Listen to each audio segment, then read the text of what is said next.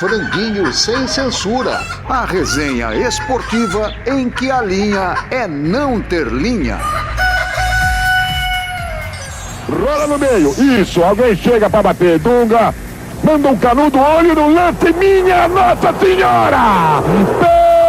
Pelas barbas do profeta Eli Coimbra, quase sai o primeiro gol brasileiro. Olá, meus amigos, quem diria, o Franguinho comemora 25 edições. Então, vamos comemorar. Elvídio Matos voltou para comemorar. Milton Neves chama o nosso convidado de filé de borboleta. Ele é a maior memória futebolística dos anos 80 para cá, assegura Milton. Ele é Rogério Micheletti. Bom, amigos, chegamos ao programa 25 e hoje Elvídio Matos voltou para comemorar o programa 25 e está estreando aqui um grande amigo que trabalhamos muito tempo, carregamos muita fita nas costas. Rogério Micheletti e Elvídio Matos, sejam bem-vindos ao programa 25. Obrigado. É a terceira vez, eu acho, que eu participo aqui do Franguinho, com muito prazer, e me sinto honrado pelos convites que vocês têm me feito. Então, vamos nós seguir os caminhos desse Franguinho. Também agradeço a Malfi, você que é amigo de longa data, um irmão aí. A gente estava falando que é difícil, né, você ter amizade às vezes na profissão, ainda mais nessa nossa profissão que é tão concorrida, e você é um amigo já de longa data, a gente se conhece desde 2001, a gente carregou fita, como você falou, lá na Record, a gente trabalhou junto na saudosa, querida Fox Sports, então é um prazer muito grande estar com vocês. Algumas pessoas eu conheço já do Franguinho, outras eu ainda não conheço pessoalmente.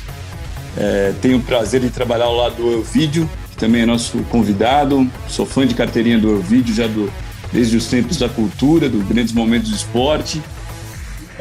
Enfim, trabalhei junto com o Tunico também, a gente também lá na Record. E é um prazer muito grande estar com vocês aqui.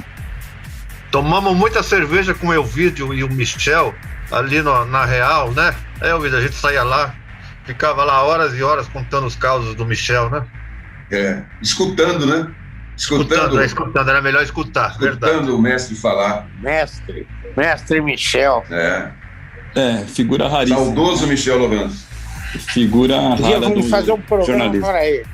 Merecido. O brasileiro João Avelange, presidente da FIFA, era totalmente contra a tecnologia no futebol e dizia que essa ferramenta acabaria com a graça, com a discussão e com a polêmica. Dizia que o que fazia o futebol ser tão diferente dos outros esportes era essa discussão pós-jogo nos bares da vida, nas casas, entre torcedores, rivais e afins, além de haver a chance de um time pior ganhar do melhor. E vocês, o que pensam disso? Ontem de madrugada, o Toné e eu estávamos trocando torpedo sobre o VAR. E eu descobri que, tanto quanto eu, o Toné é contra o VAR. Eu acho o VAR uma praga, meu. Eu acho o VAR uma praga. Primeiro que leva a uma situação ridícula do locutor gritar gol 4 minutos depois da bola ter entrado na rede, entendeu? Se houvesse VAR na Copa de 86, talvez um dos gols mais importantes da história da Copa, da história de Copa do Mundo, fosse invalidado. Talvez não ia ser invalidado. Não estou me referindo ao gol do Maradona, aquele que ele driblou o time inteiro da Inglaterra, mais o Winston Churchill e os Beatles. Estou falando do gol com a mão, sabe? Naquele gol, a Argentina devolveu para a Inglaterra a derrota da Guerra dos Malvinas. Eu acho aquele gol, sabe, é um dos gols mais importantes de Copa do Mundo, mesmo tendo sido feito com a mão, sabe? Porque futebol, eu concordo com o Avelange, futebol tem que desdobrar para discussão de boteca. sabe? Porra, aquele filho da puta daquele Maradona fez um gol com a mão, não sei o quê. Não, mas ele é gênio, sabe? Futebol sem isso não tem graça. É isso. Mas eu discordo um pouco de você, porque pensa, eu acho que o VAR acaba anulando algumas injustiças no futebol. Mesmo naquela Copa de 86, a Espanha marcou um gol contra o Brasil, na estreia do Brasil. Sim. Lembra? Também a bola bateu dentro. Bateu dentro, exatamente. E o juiz não percebeu, acabou não dando gol para a Espanha. Mas eu acho que a discussão de boteco continua, tanto que a gente está aqui discutindo o VAR. Eu acho que é super importante. Eu acho que ainda é uma fase de adaptação e vai ter também o erro humano, seja na arbitragem, mesmo com VAR. Tem também uma coisa de futebol, ter uma dose de subjetividade, tem que ter interpretação do juiz. Foi pênalti, não foi pênalti? No pênalti tem uma dose também de subjetividade. Eu acho que a discussão vai sempre estar aí, tanto que a gente está aqui discutindo o VAR. Eu acho que vai estar sempre aí. Não sei se você vota vencido. Não, acho que não. Eu acho que o VAR não funciona no hemisfério sul, porque essa rodinha que os jogadores cinicamente ou desonestamente fazem em torno do árbitro, sabendo que é para pressionar o árbitro, põe a mão na boca, e o jogador também não sabe em que momento o juiz tem que ir ao VAR, ele não sabe quando é interpretação e quando não é. Eu acho que não funciona. Aqui na Europa, você vê as coisas acontecerem muito mais rápido, 15, 20 segundos, o problema está resolvido. Acho que os jogadores são muito burros, que não sabem o que o VAR tem que ser acionado ou não, e na Europa não, os caras não, o juiz assinalou, a decisão é minha, ele bate no peito e o jogo continua. Agora, a discussão de botequim com o VAR ou sem VAR vai continuar, eu acho. Eu queria só complementar a fala do Tonico a respeito do gol com La Mano de Dios, do Maradona na Copa do México, contra a Inglaterra, o primeiro da Argentina, que se houvesse o VAR, desculpe, quando assina condicional, né? Mas se houvesse o VAR na época, o gol seria anulado e a gente não teria a música feita para o gol La Mano de Dios, que é uma música belíssima, tem até no filme do Kusturica sobre o Maradona. Sim. Tem um trecho onde o próprio Maradona canta essa música. E é uma coisa maravilhosa. Então, a gente perderia isso também. A Mano de Dios não seria a Mano de Dios, seria outra coisa, seria um gol anulado. E acho que muito da mística em torno do Maradona também seria anulada. E não que eu seja frontalmente contra o VAR, mas eu acho uma coisa muito broxante. Isso também do narrador ter que narrar o gol, o grito de gol, como se fosse valendo na hora do gol, os abraços dos jogadores. Gol de novo. 5 minutos depois, ele grita gol de novo. Então, exatamente. E os jogadores têm que se abraçar também, de novo. Sabe o que eu acho também, aqui na América do Sul, os juízes são diferentes dos juízes europeus. Então, o VAR é mais uma oportunidade que eles encontraram para aparecer, entendeu? Então, para o jogo, não sei o quê, vou decidir, sabe? Parece que vai decidir o fim do mundo. Vamos apertar o botão nuclear ou não vamos? Sabe? Me enche um pouco o saco isso, sabe? Esse exibicionismo todo. E eu acho que o VAR deixa o futebol meio quadrado. Eu sou das antigas, como diz um filho meu. Eu concordo com tudo isso que vocês falaram, né? Tem a questão ideológica, né? Dessa guerra entre Argentina e Inglaterra, toda essa questão romântica do futebol e importante dentro da história do mundo, né? Que foi um troco, né? Isso é bem legal, todas essas histórias contadas aí pelo Tonico, pelo vídeo, mas eu acho que principalmente o VAR ele é um atraso grande na partida. Aqui na América do Sul, então, é um negócio absurdo, né? Parece que você tá na Minardi, né? Dos anos 80, se fosse pegar uma equipe de Fórmula 1, seria a McLaren do Senna em 88, né? Na Europa, né? E a gente na Minardi, né? É um atraso absurdo, tira realmente o tesão da partida, tira o tesão da comemoração, né? Da partida não, mas da comemoração do gol. No outro dia eu estava comentando o jogo pela Rádio Bandeirantes, aí o narrador, mesmo o gol estando impedido, a ideia é já o narrador narrar normalmente, porque pode ter uma influência do VAR, e aí pode modificar tudo, né? Porque depois a gente vai reprisar, né? Vamos ouvir os melhores momentos da partida, os gols da partida. Então, já não perder a empolgação, o narrador já tem que fazer dessa forma, como se fosse valendo, né? A bandeirinha do auxiliar levantou, mas ele continua narrando normalmente, o jogo parou, os jogadores já não estão comemorando, mas ele continua. Então, isso daí não tem o que fazer, né, cara? Não tem o que fazer. Agora, eu já percebi um negócio aqui no VAR, aqui no Brasil.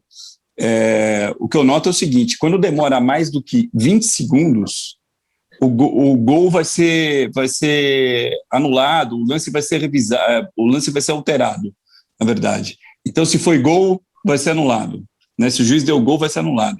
Se não foi o bandeirinha anulou, enfim, alguma coisa aconteceu de errado no lance, o gol vai ser validado. Não sei se vocês já perceberam isso daí. Dá uns 20 segundos, se a coisa já não vai para frente, mas aí fica aquele enrosco, às vezes demora 4, 5 minutos o lance, mas geralmente acontece isso daí. Ou seja, gente, com VAR ou sem VAR, a discussão de boteco vai continuar, né, gente?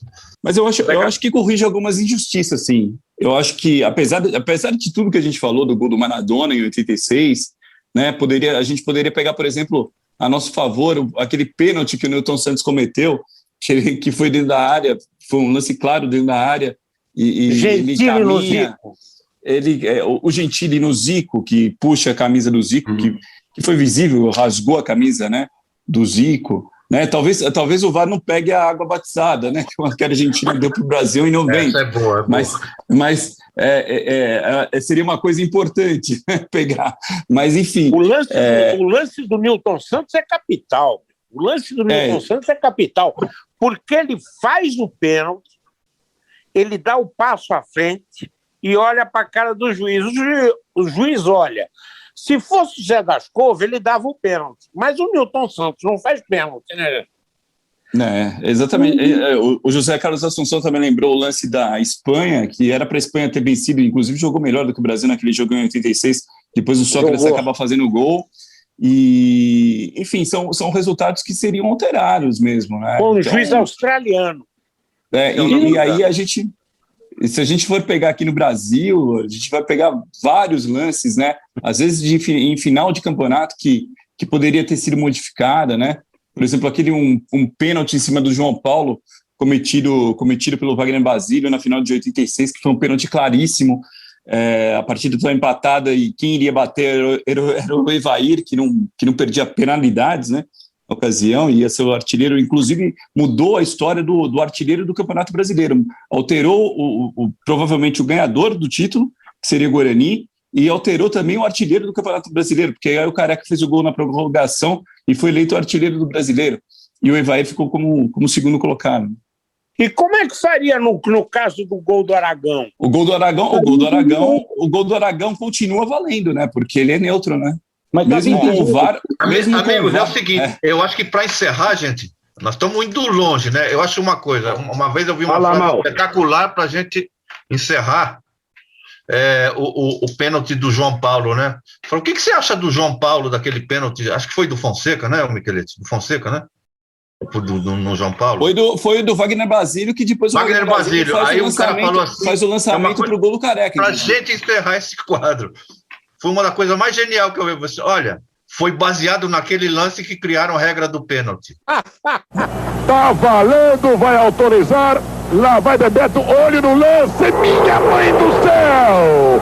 Foi no gogó da Emo, arqueiro argentino. Conexão Franguinho, direto de Portugal, Daniel Moreira Dias. Daniel, como é a relação de torcedores e jornalistas portugueses com o VAR? Conta pra gente, Daniel. Olha, com relação ao VAR, eu vou te dizer que portugueses e brasileiros estão mais ou menos na mesma opinião ali, viu? Estão muito próximos, porque o VAR aqui em Portugal, de fato, não trouxe nenhuma tranquilidade, tanto para os torcedores quanto também para os jornalistas no quesito da análise, né? Continua havendo aquela reclamação sobre o impacto do VAR na partida e por que em certas partidas o VAR aciona o árbitro e em outras não, né? Ou seja, é mais ou menos o que acontece na discussão aí no Brasil, né? Porque não existe uma sintonia entre todos os jogos, em qual momento o VAR tem que chamar o árbitro da partida para rever um lance e em qual momento ele tem que deixar o lance seguir, né? Se teve de fato ou não influência na partida. E aí pesa também, principalmente entre jornalistas e torcedores, continua aquela briga do qual time está sendo prejudicado e qual está sendo ajudado nessa situação do VAR. E já existia antes, isso muito aqui em Portugal, principalmente entre os adeptos, né, que é o que chamam aqui os torcedores, principalmente entre os adeptos do Benfica e do Porto. É meio que costume aqui em Portugal dizer que o Benfica é o time mais ajudado pela arbitragem, né? E é o time mais popular e tudo mais. Isso acontece também muito no Brasil. Dizem que o Corinthians é muito ajudado, o Flamengo também. Enfim, e os torcedores do Porto, do Sport também, mas principalmente do Porto, reclamam muito que o Benfica sempre foi muito ajudado pela arbitragem. E o VAR não mudou absolutamente nada, porque há alguns jogos atrás houve também, inclusive, um pedido de VAR para um jogo do Benfica, que teria sido um pênalti a favor do adversário do Benfica. O árbitro foi lá ver o lance, não deu o pênalti, e aí virou essa discussão absurda, dizendo, mais uma vez, não adianta ter tecnologia se no final das contas quem está analisando ali a tecnologia continua sendo aquela pessoa que, segundo os torcedores, principalmente, segundo aqueles jornalistas mais tendenciosos porque são mais fanáticos, né, pelo time, aquele árbitro ele está com má intenção, né, ele está querendo de fato ajudar, aqui no caso o Benfica, enfim. Mas a discussão é muito parecida. O fato é que assim, o VAR é muito interessante, pelo menos na minha opinião, para o esporte, para o futebol, porque traz avanços, né? Só que é claro que é necessário criar ali uma forma de trabalho que seja unânime não só no Brasil, mas em todos os países, né? Porque depois as seleções se enfrentam também em campeonatos mundiais e tem que ter ali uma maneira de como agir, né? A FIFA passa algumas instruções, mas algumas coisas parece que não ficam claras. Em alguns países agem de um jeito, em outros agem de outros.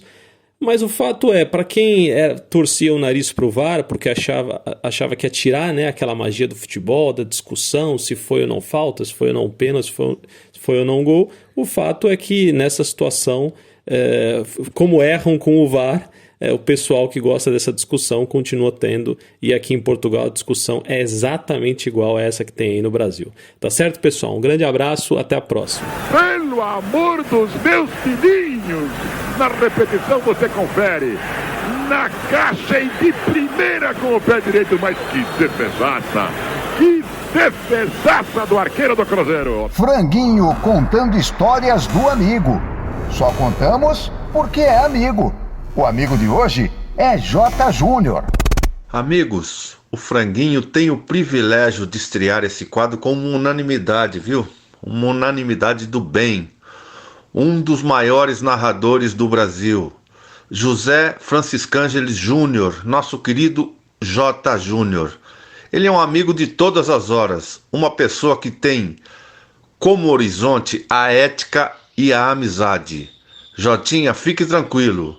De você, nós só temos histórias boas para contar. Bom, olha, Elvídio Matos, olá a todos. Eu jamais trabalhei com o J. Júnior, mas sou um grande admirador do trabalho dele, das narrações dele, com aquele tom mais calmo, que se difere e muito de outros narradores que usam a goela para se expressar, e o Jotinha tem isso, né, de bom, né, a tranquilidade e o conhecimento também, né, do que está falando.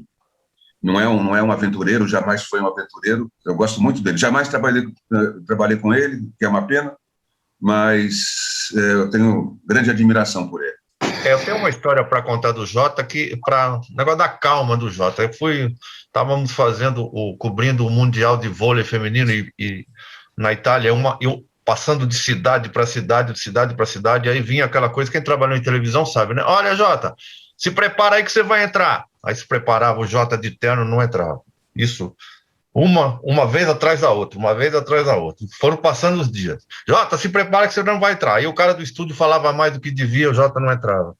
Aí o Jota, depois de uns 15 dias que a gente estava mudando de cidade, ele falou assim, a única vez que eu vi o Jota, olha, eu quero o Jota perder a calma. Ele falou, puta que pariu, mais 500 quilômetros. Foi a única coisa que o Jota falou que se irritou.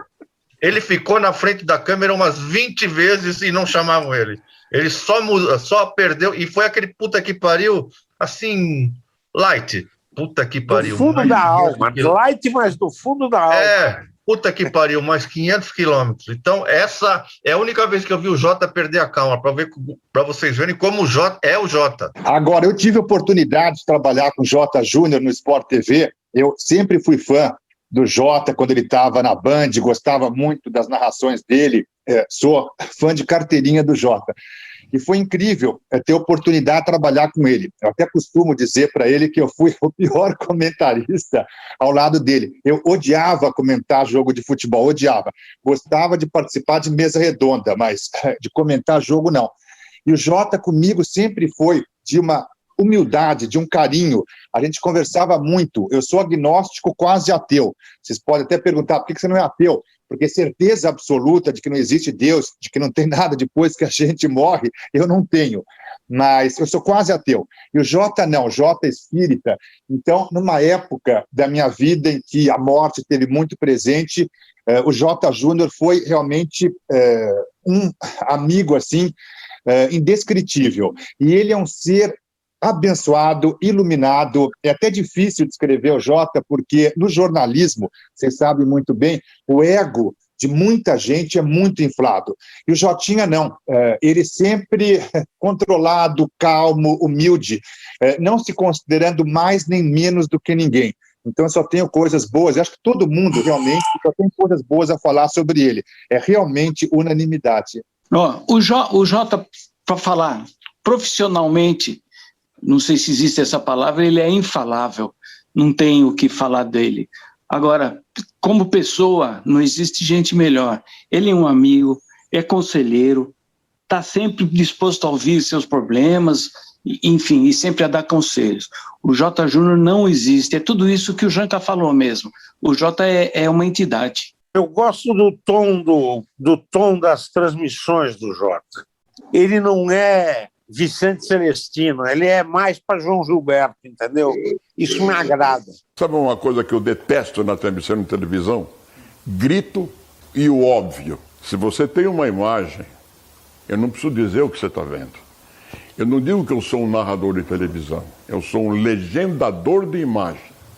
Não sou narrador.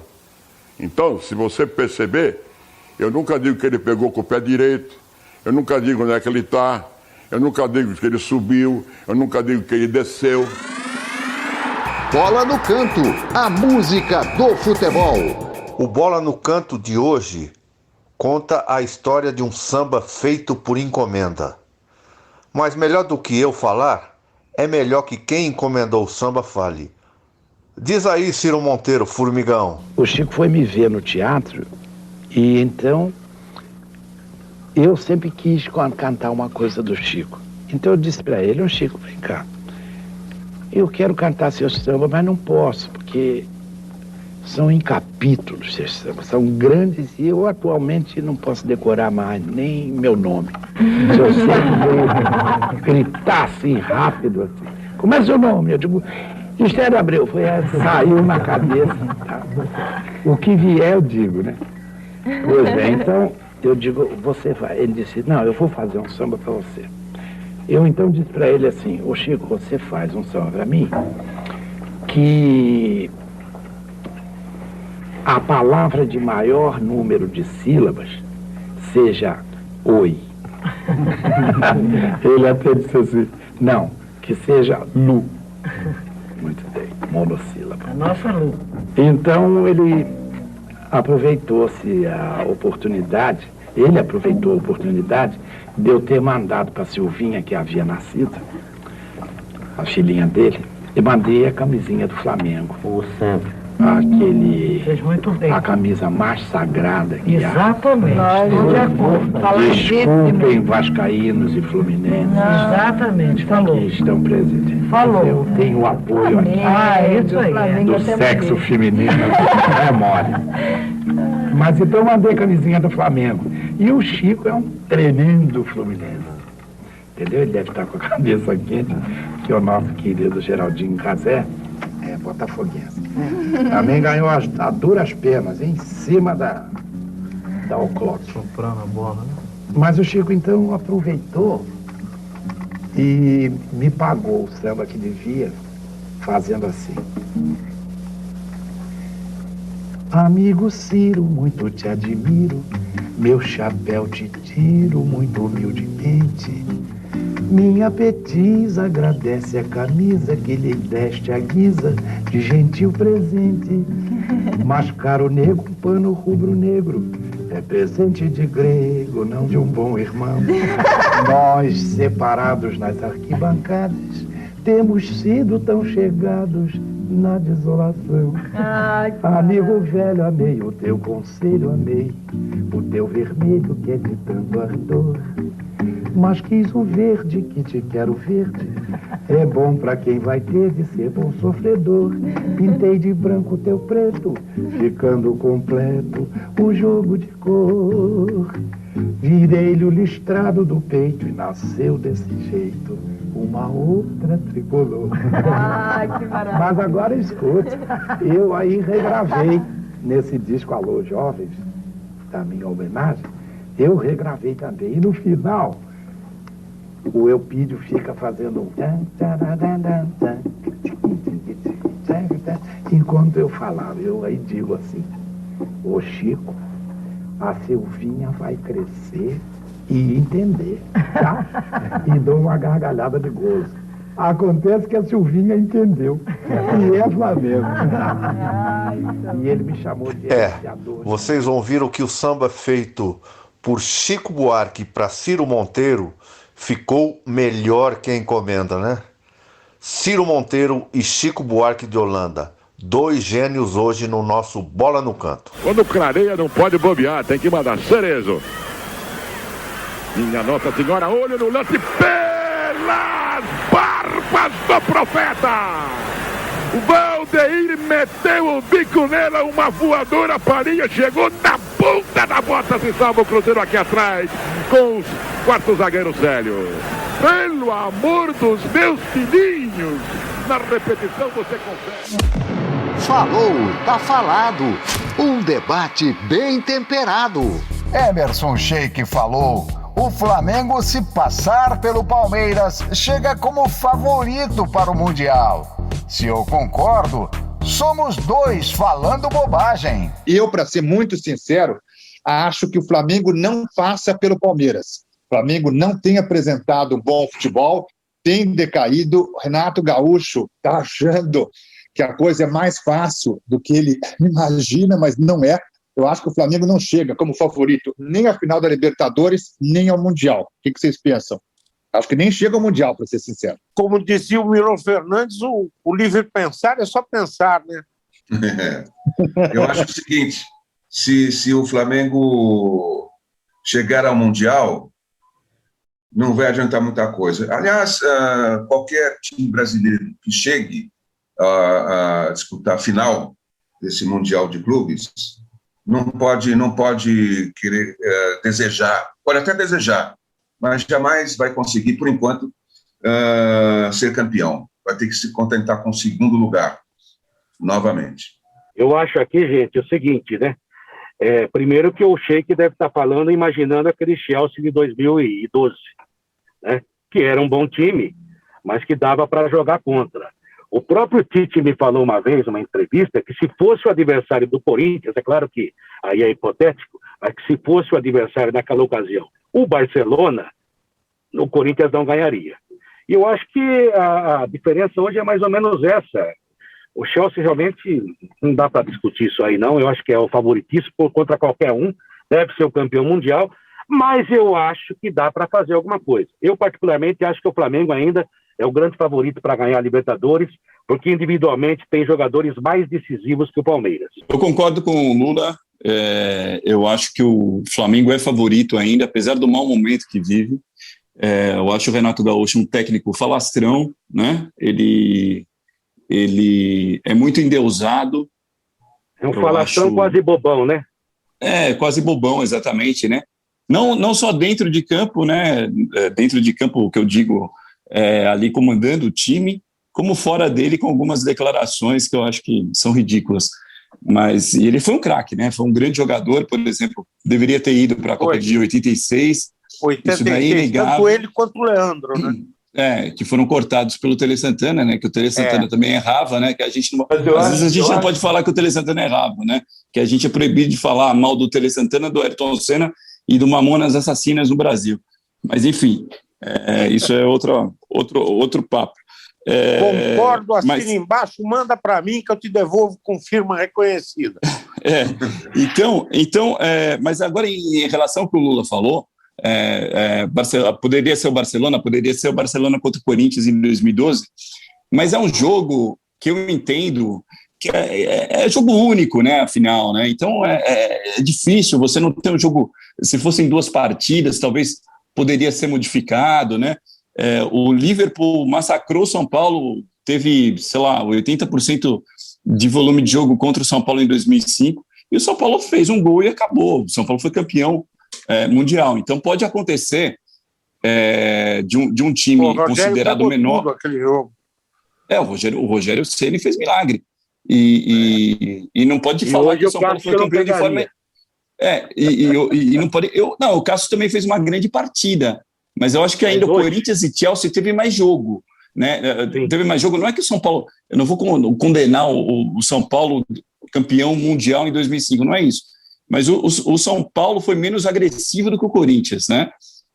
Fez o gol com o Mineiro, praticamente um ataque isolado, e, enfim, acabou, né? Então, eu acho que o Flamengo tem condição, né? É favorito? Não é favorito, mas tem condição de passar pelo Chelsea. Tem condição de ganhar, de qualquer time, porra. O futebol é o único esporte que tem dia que de dia à noite, entendeu? O fato dele ser episódico é que torna tão popular e tão apaixonante, sabe? De vez em quando o rato dá uma sova no gato. No basquete, no vôlei, em outros esportes você geralmente não vê isso, né? Não. Eu acho que é o seguinte, a diferença entre uma equipe brasileira, uma equipe da América do Sul, para uma equipe grande da Europa é astronômica. Não dá para comparar. Vai ter que ter, então, um golpe de sorte. Eu não sei como o Flamengo ou o Palmeiras pode se comportar diante do Chelsea, né? E eu acho muito difícil mesmo. A diferença é muito grande, muito grande. A última vez, ou a vez mais recente, que um time brasileiro se comportou muito bem contra um timaço desse da Europa, foi o Flamengo contra o Liverpool, na final de 2019, né? E foi muito bem mesmo, muito bem. Podia ter até ganho aquele jogo. Mas o Flamengo de hoje é outro, não é o mesmo Flamengo de então, né? Treinado pelo Jorge Jesus. Então eu acho difícil, não estou torcendo contra, mas eu acho muito complicado você vencer uma partida contra um time desses. E é bom lembrar que o último brasileiro que se deu muito mal nesse Mundial de Clubes aí foi o Palmeiras, que não conseguiu vencer nenhum dos jogos que ele fez. Não fez gol, inclusive. E não fez gol, isso aí. Par ou ímpar, quem jogou mais? João Barbosa quer saber, Dudu ou Arrascaeta? Eu acho o Dudu um jogador muito assim, agressivo, né? No sentido de estar sempre correndo, corre mais, ele se exalta mais, ele joga muito bem. Mas o Arrascaeta, ele tem isso tudo de uma outra forma, né? Que é a qualidade que o Arrascaeta tem nos pés dele e na cabeça dele também. Eu acho o Arrascaeta um jogador maravilhoso. Claro que, como todo jogador, assim, tem um dia bom, um dia ruim, tudo. Mas eu acho o Arrascaeta o tipo de jogador mais necessário dentro de campo do que o Dudu. Eu, particularmente, eu gosto muito dos dois. Mas aquele negócio que a gente acabou de comparar futebol daqui, futebol de fora, né? Quando diziam que o Dudu era o cara desequilibrante no Palmeiras, aí eu me perguntava, ele seria titular do Real Madrid? Daquele Real Madrid? Não. Daquele Barcelona? Não. Do Liverpool? Não. Da seleção brasileira? Não. Mas é um jogador que no elenco do Palmeiras é acima da média. E ele faz mais gols que o Arrascaeta. Eu acho que ele é mais decisivo. Acho que ele é superestimado em algumas coisinhas, mas ele é um ótimo jogador. Eu acho até que a comparação, é claro que ela é válida sempre, mas eu acho que eles jogam em posições diferentes, né? Eu acho que daria para jogar os dois juntos, porque o Arrascaeta, o que ele arruma de bola importante para os atacantes é uma grandeza, só que ele faz menos gols, ele finaliza menos. Só que é um jogador de muita categoria, muita qualidade, e a carreira dele está praticamente começando, e a do Dudu terminando. Então eu acho que ele, no geral, se continuar assim, crescendo, ele sim pode talvez jogar num grande time da Europa e com destaque. Eu acho que ele vai ser mais jogador que o Dudu, mas hoje eu acho o Dudu mais decisivo que ele. Eu concordo com você. Então, é possível a gente falar que os dois jogando juntos, Arrascaeta e Dudu, o Dudu faria mais gols? Com certeza. Eu acho que o Dudu ainda não definiu bem. Fala. O Dudu ainda não definiu muito bem a função dele. Tanto a gente tem uma certa dúvida em falar se o Dudu é meio-campista, meio-atacante, atacante. Pode reparar, a gente, para colocar no GC, quando aparece uma sonora do Dudu, a gente não sabe se a gente coloca meio-atacante, atacante. O Arrascaeta a gente coloca como meia. Então, até casa isso que o Luiz Carlos Quartarolo falou, de comparação, às vezes é um pouco difícil você comparar o Arrascaeta, que é um meia autêntico, quase um meia daquele dos anos 80, anos 90, com o Dudu. Aliás, eu acho que isso daí, justamente por ele não ter uma posição, a gente não saber a posição do Dudu, não que isso daí seja ruim, mas eu acho que o prejudica em relação à seleção brasileira. Porque você não sabe qual função que você vai colocar o Dudu para jogar. Né? Você não sabe se é segundo atacante, se é um meia armador. Você não sabe, realmente você não sabe em qual função. É um jogador diferente? Mas eu destaco a frieza do Arrascaeta, né? Eu acho o Arrascaeta um jogador mais inteligente do que o Dudu e a frieza. E eu vou destacar dois lances, assim. A final da Copa do Brasil, ele jogando pelo Cruzeiro, o Arrascaeta, fazendo aquele gol contra o Corinthians, na Arena Corinthians, e matando de vez a partida. E aquele primeiro gol do Gabigol contra o River Plate, a jogada que o Arrascaeta faz, aquela pressão, aquela panela de pressão que estava, e o Flamengo perdendo o jogo e precisando do gol, né? E tudo indicando que o River Plate levaria o título, e o Arrascaeta foi de uma frieza absurda. Então eu acho o Arrascaeta mais preparado, com mais cabeça do que o Dudu, para decidir alguma coisa. Vocês acham que o Arrascaeta e o Dudu, como aqui só tem velho, só o Michelete é novo, vocês acham que eles seriam aqueles jogadores que o Brandão falava? Ele é 8? Não, ele é 8,5. Será que eles seriam isso? Não? Ele é 8,5. O que vocês acham? Ele é um meia ponta de lança, né, Amalfi? Ele lembra muito isso, né? É ponta de lança. Ele faz gol de vez em quando. Ele é um Muricy, vai. Só que o Muricy era mais rápido. Ele é mais cerebral que o Dudu, né? Sim. Isso. Ele me parece mais novo, cerebral, né? que o Dudu. Também acho mais cerebral e também eu gosto muito da técnica do Arrascaeta e as assistências dele. Se eu tivesse que escolher um dos dois para o meu time, seria o Arrascaeta. Até porque o Flamengo já tem um monte de jogador para fazer gol, né? Não precisa exatamente do Arrascaeta. Você tem o Bruno Henrique, você tem o Gabigol, você tem o Pedro quando entra, né? E o Everton Ribeiro para dividir a função com o Arrascaeta. Então, o time do Flamengo é um timaço. Para mim, é o melhor time do Brasil ainda, mesmo com todo o investimento feito pelo Atlético Mineiro e também pelo Palmeiras.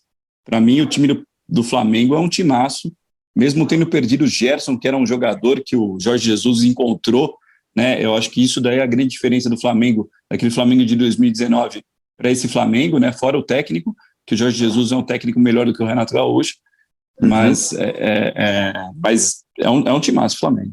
Eu fico com a Arrascaeta porque, além de tudo, ele é descendente de basco, que nem eu. Manda os dois pro Santos, Amalfi, estamos precisando. Segundo pau, do outro lado, olho no lance. Nossa Senhora, ô Demétrio! Apesar dele ter feito falta antes de subir, porque ele empurrou o zagueiro do Palmeiras, mesmo assim deixa Veloso todo arrepiado, Otávio. Quem pede tem preferência. Quem não chora, não mama. Meu amigo, inove no velório da sua sogra ou do seu cunhado. Contrate o pessoal do Franguinho. Nós contamos anedotas de salão e de porão. E ainda levamos o Amalfi para tocar pandeiro. Ele toca pandeiro e canta os sambas do Germano Matias. Você já imaginou que belo velório que você vai ter? A última volta do ponteiro. Michel Lohans escreveu no seu livro Causos da Bola. Abre aspas. Ontem vi o Silvio Luiz na Fox em um programa que é dirigido pelo Rogério Micheletti, um dos melhores que eu conheço. Silvio Luiz é meu ídolo, trabalhei com ele por pouco tempo, azar meu, na Record, em 1986.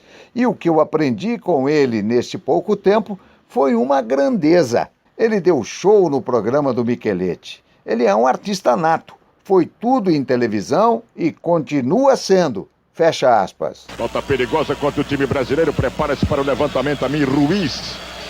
Ninguém no primeiro pau, ninguém no segundo, vai lá no chuveirinho, olha lá. Olha lá, segundo pau. Deu zebra! Deu zebra! Deu zebra em Miami! Pugieri! Quando eram jogados 25 minutos e 30. Argentina na frente do Brasil, 1-0. Bom, gente, eu vou dizer uma coisa. A lembrança boa que eu tenho, todas as lembranças boas do Silvio Luiz, é a lembrança da época dos anos 80, quando o Silvio Luiz rivalizava com o Luciano. O Galvão ainda não era o número 1 da Globo, né? Então eu acho um gênio o Silvio Luiz, um estilo único, uma pessoa, uma narração muito diferente, personalíssima. E eu lembro que em 82, como a Record não tinha o direito de transmissão, eles tiveram uma sacada genial, quer dizer, tirar o som da televisão e colocar o Silvio Luiz na Rádio Record, e ele tirou muita audiência do Luciano, que também era outro craque, outro gigante. Então, a lembrança que eu tenho do Silvio Luiz no auge, ele continua no auge, ele continua narrando até hoje, né, com quase 90 anos, eu não sei mais ou menos se a idade dele é essa, mas eu continuo achando o Luciano, oh Deus, o Silvio Luiz, um dos três grandes, Galvão, Luciano e Silvio Luiz, são os três monstros, eu acho. Lá vai ela, olho no lance, no pau! Se salva a Argentina numa falta do Zenon! Olha, eu conheço o Silvio Luiz, não trabalhei com ele, nem ele comigo, e sempre achei ele um grande cara, assim.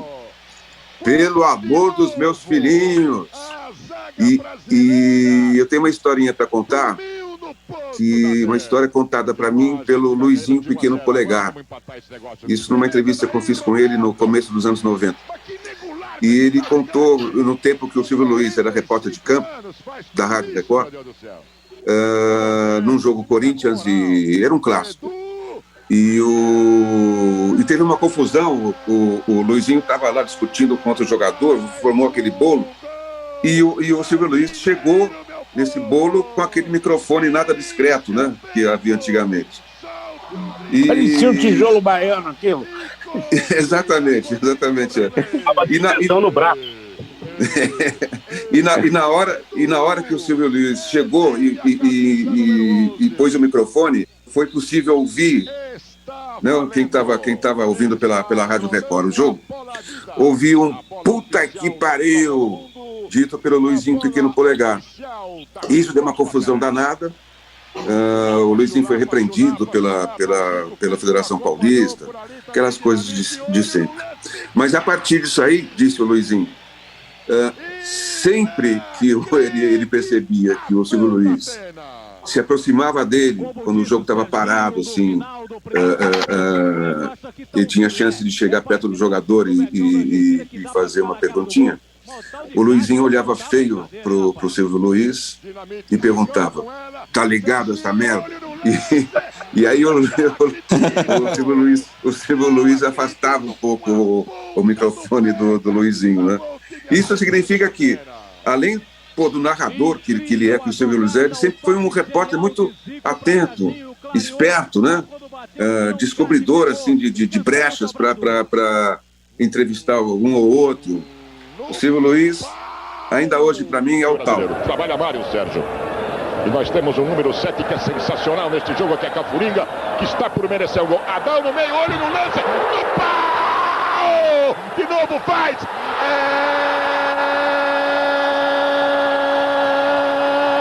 Mais um gol brasileiro, meu povo!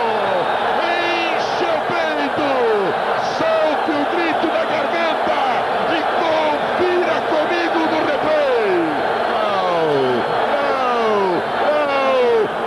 Cláudio Adão, o artilheiro! Olha, ele foi um ex-árbitro também, né? Talvez hoje tivesse muita interferência do VAR nos lances do Silvio Luiz, né? Já porque imaginou? Todo mundo brinca que o Silvio Luiz não era um grande árbitro. Ele mesmo admite, né, que não foi um grande árbitro. Foi um grande repórter e um narrador genial. Tenho também tive a possibilidade de trabalhar com o Silvio. É um cara que eu gosto muito. E tem um detalhe, né? Ele não grita gol. E mesmo assim tem emoção, né? Então ele é um cara pioneiro, né? Que ele não grita gol. Você não ouve o Silvio Luiz gritar gol, né? É do Flamengo, é do Palmeiras, é do São Paulo, né? E ele ainda tem uma jogada que é fantástica, porque todo narrador, a gente tem falhas, né? Obviamente, às vezes você não é tão preciso, você não consegue enxergar quem fez o gol naquele primeiro momento. Então aquele foi ele, dá tempo dele descobrir ou de alguém indicar quem fez o gol para ele. Entendeu? Foi às vezes da camisa não, então foi ele, aí demora um pouquinho para ele falar, divulgar quem fez o gol, né? Então um lance genial, né? A malícia que ele tem, a inteligência dele para narrar aquelas situações, inclusive inusitadas, né? De aparecer um casal na arquibancada, um cara comprando sorvete. Isso daí é muito a criatividade do Silvio, é um negócio absurdo. Como falou, pelo amor dos meus filhinhos, todo mundo de Papai Noel da Barreira, né? Eu não sei como seria hoje, né? Como o Lula falou, o mundo está meio chato. Eu não sei se isso poderia usar hoje. Enfim, mas é um cara inovador. Só para lembrar que o Silvio, além de todas as qualidades que ele tem, é casado com a dona Márcia, que gravou o samba Ronda do Paulo Vanzolini, né? Então, só queria lembrar isso. Boa lembrança. Fantástico, né? Agora, pra você ver como ele é bom, né? Ele conseguiu afinar a cantora, né? Parece o Frank Sinatra, né? Dizem que palhaço é ladrão de mulher. A última esposa dele era a mulher do Groucho Marx, né? Mas assim, a Bárbara Marx, a mulher tinha sido mulher do Grosso. Roubou a mulher do palhaço. É ruim o cara? O grande Silvio Luiz, tudo que vocês falaram, né, acrescentar alguma coisa é até bobagem, porque a carreira dele é maravilhosa, é um gênio realmente. Isso que o Michelete falou é verdade. Ele foi o primeiro locutor a perceber, ou pelo menos na ideia dele, eu acho que tinha alguma razão, de que não precisa gritar gol se todo mundo tá vendo que foi o gol, né?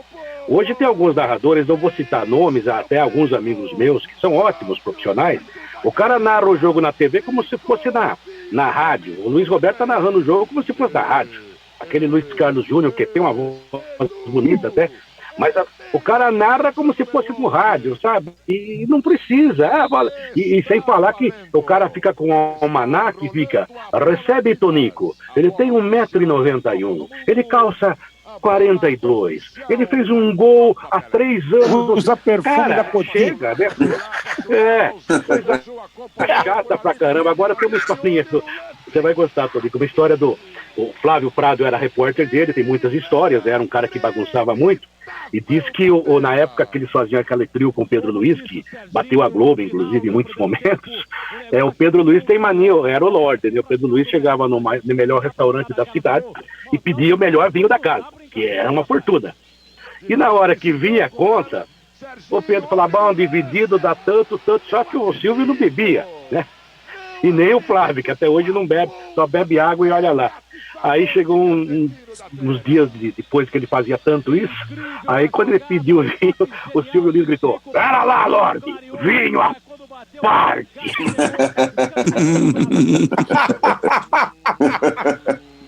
Eu só queria saber quem é que tem coragem aqui entre nós e todos de chamar o Silvio de iogurte. Ele odeia, né? Ele parte pra briga. Chamou ele de iogurte, ele parte pra briga, né? Ele fica azedo mesmo. Não, trabalhar com o Silvio, eu trabalhei com o Silvio na Bandeirantes, eu era coordenador, eu ficava com ele na cabine. E ele era muito divertido. Eu nunca me esqueço de uma ocasião na Vila, tava aquela correria para entrar no ar, eu para lá e para cá. Quando vai entrar no ar, eu olho o tal Silvio só de cueca. Abaixou as calças, ficou com aquele cuecão samba canção. Lógico que não ia aparecer, era da cintura para cima. Mas não quis saber. Abaixou as calças, ficou de cuecão na cabine. Ele era muito divertido, era legal trabalhar com ele, sim. O time tá mordendo, o time tá com moral. Edu!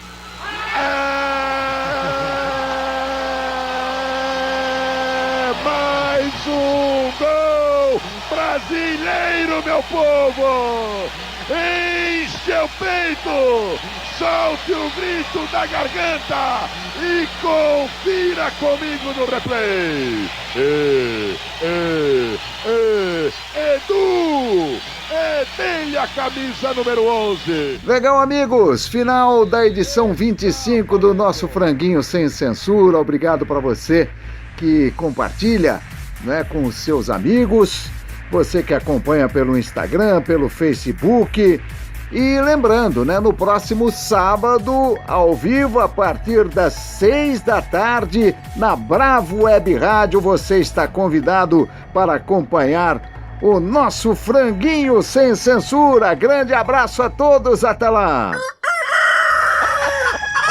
Franguinho Sem Censura, a resenha esportiva em que a linha é não ter linha.